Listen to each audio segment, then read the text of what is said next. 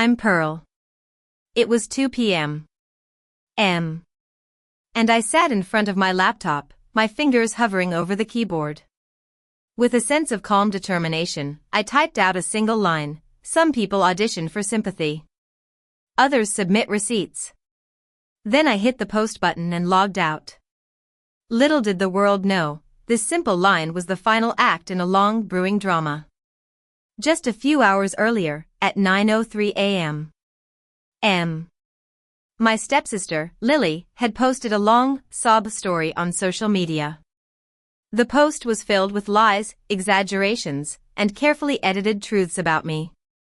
Thousands of likes poured in, and dozens of comments were filled with sympathy for her, as if she had just escaped a war zone. People were so quick to believe her, and I just sat there, watching it all unfold on my screen. A small smile played on my lips. Instead of getting angry and typing a long response, I picked up my phone. Let me rewind a bit. Lily and I come from a well-to-do family. Our parents, Mr. and Mrs. Thompson, are successful business people. My father is strict and values hard work and integrity, while my mother is more lenient but also has high expectations. Lily, on the other hand, has always been the attention seeker. She's 25 years old, and she's always loved being in the spotlight, but not just any spotlight. She wants to be seen as both the victim and the hero at the same time. For months, she had been crafting this false narrative about me. She'd make subtle digs in family gatherings, tell exaggerated stories to our friends, and edit the truth to make me look like the bad guy. I could have fought back, but I knew that timing was everything. Lily had just landed her dream job at a high-profile law firm. It was a prestigious position that people would brag about on social media. She'd been chasing this job for years, and finally, she got it. What she didn't know was that I had a connection with the firm. 3 years ago, when she was still partying and figuring out her life, I was quietly working as a consultant for one of the senior partners. It wasn't a flashy role, and I didn't post about it on Instagram. Instead, I built trust with the partner, brick by brick. When her post went live, dripping with lies, I didn't get emotional. I knew I had to be strategic. I picked up my phone and made a call.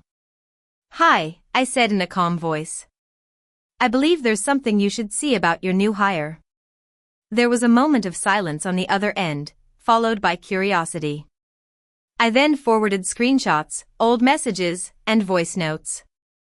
These were not just idle gossip, they were solid evidence of her patterns of manipulation, dishonesty, and the way she burned bridges and called it self-care. I didn't beg them to fire her. I just let them see the truth. At 9:23 a.m. Lily got an email from the firm. At 9:26 a.m. Her name popped up on my phone screen as she tried to call me. At 9:27 a.m. I declined the call. By noon, her dream job was over. I thought that would be the end of it, but then I decided to post that one-line message at 2 p.m.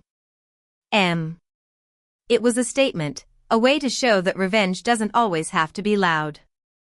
Sometimes, it's precise, quiet, and inevitable. People often build their image on lies, but they don't realize that the truth will eventually catch up with them. If you've ever been painted as the villain in someone else's story, don't rush to defend yourself. Don't scramble for approval. Document everything, be patient, move smartly. And when the moment is right, make that one call.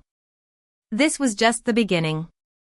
I have more stories where silence speaks louder than shouting and strategy beats chaos every single time. If you want to hear more, go ahead and subscribe, because trust me, this was just the warm-up.